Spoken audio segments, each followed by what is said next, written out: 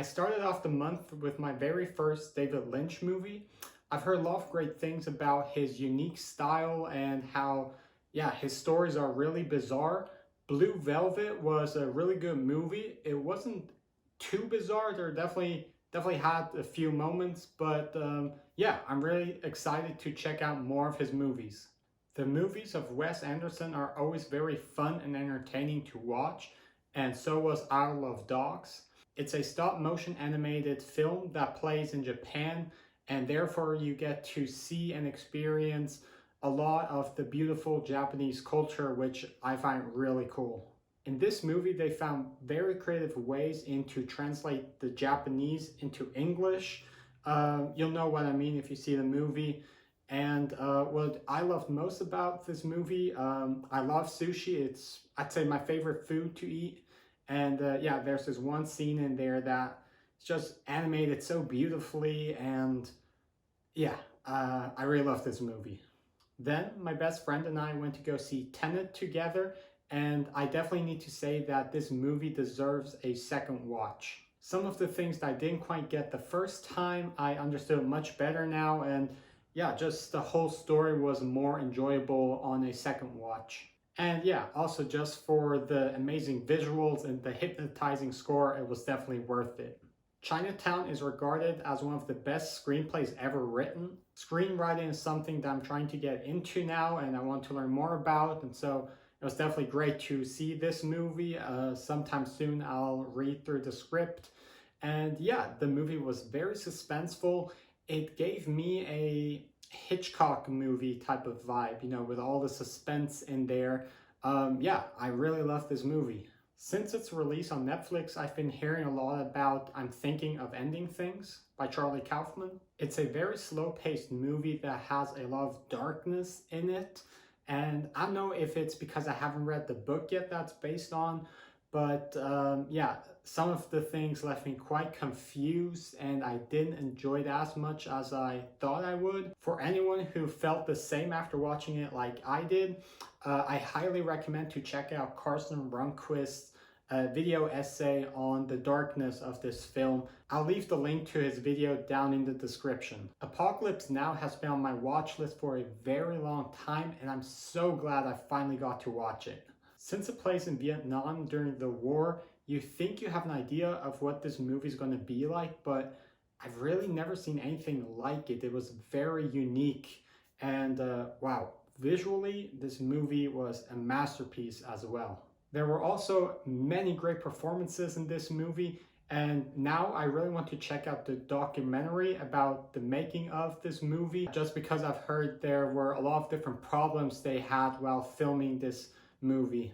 Have you ever had someone spoil the ending or the main plot of a movie and thought the movie was ruined for y'all? Well, that's what happened to me with Gone Girl about 2 years ago, but now I decided to watch it anyways. I really love the story of this movie and its structure, and therefore the spoiler didn't ruin the movie entirely for me, and I was still really able to enjoy it. My dad and I continued our Hitchcock collection with Rear Window, and what can I say? It's a very suspenseful movie, and I really liked it. Then I decided to watch one of the Coen brothers' most critically acclaimed movies, Fargo. Like most of their movies, it contained a lot of crime and a lot of dark humor, which I love. Because it plays in Minnesota, they made the special accent that they have there a part of the comedy and at times even exaggerated it quite a bit, but I thought it was really funny. Sadly though, it didn't quite live up to the expectations that I have for this movie. Parasite by the South Korean director Bong Joon-ho has become one of my favorite movies, and yeah, of course I had to check out some of his earlier works. I checked out his debut movie, Barking Dogs Never Bite. It was a really good and entertaining movie, but it wasn't anything special. What I really liked about this movie was the jazz music that played throughout a lot of the scenes. I'm currently working on Ron Howard's masterclass, so I decided to check out his Best Picture winning film, A Beautiful Mind. I found out that the movie won a special award for greatest contribution of understanding of a mental illness. So this movie isn't just important for cinema, it's also important for our society. My dad showed me the movie Dead Again, and I really like the story and how it plays with flashbacks in a way. I don't want to give too much away, but the movie is about a woman who suffers from memory loss at the beginning. In Bruges is considered by a lot of people a hidden gem because it's so not well known, but it's actually a really good movie. Two hitmen are sent to Bruges to find out what their next mission is, and then you see how the story plays out from there. I must say that the first half was a bit slow, but as I was starting to think if this movie was really so underrated, it started to get better and better and better. Joaquin Phoenix delivered another amazing performance in You Were Never Really Here. It was a very interesting movie and a lot was told with very little dialogue. I'll definitely need to rewatch this movie to have a bigger appreciation for it though. I continued with the movie bundle that I bought of Bong Joon-ho and I watched The Host. This big monster in South Korea starts grabbing people, and so a family comes together in order to save a little girl. It was a very entertaining movie, and there were some really beautiful shots throughout it, and yeah, also just some great scenes in there too. Another movie I've been wanting to see for quite a while now is Spider-Man Into the Spider-Verse. Already after the first 5 minutes, I knew that this was going to be a fun movie to watch and a great experience. The animation was so beautiful and they used all different types of techniques, and yeah, it made the movie feel really unique. They put a lot of effort in making this movie feel like you're reading a comic book. It was exciting and fun and new and adventurous. And believe me when I say that y'all's eyes have never seen anything like this before. My dad then showed me a French movie called L'Homme de Rio, or in English, That Man from Rio. After the kidnapping of his girlfriend, the protagonist follows her and the kidnappers all the way to Rio de Janeiro in Brazil. My dad believes that some of the ending scenes from this mid-60s movie had an influence on Steven Spielberg creating Indiana Jones, and yeah, I definitely agree with that statement. We finished the month off with Coco. Because I'm part Mexican, this movie holds a very special place in my heart.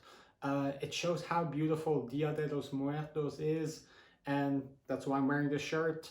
And yeah, it just shows off the beautiful and rich Mexican culture. So I'm really proud of this movie, and yeah, it's just visually very beautiful as well. So those are the movies that I watched last month. Now let's get into my recommendations. First off, I'd recommend Isle of Dogs, especially if you love Wes Anderson or have an interest in Japanese culture. And for me, this was a great reminder that one day I really want to go travel to Japan.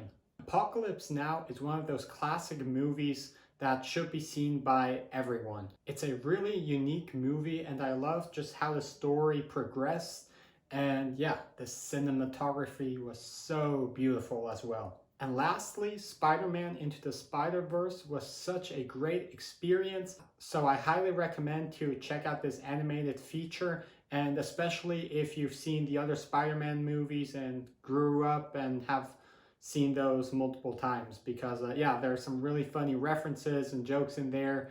Yeah, great movie, great experience. So let me know what movies y'all have seen and how y'all like them, and yeah, I will see y'all next month.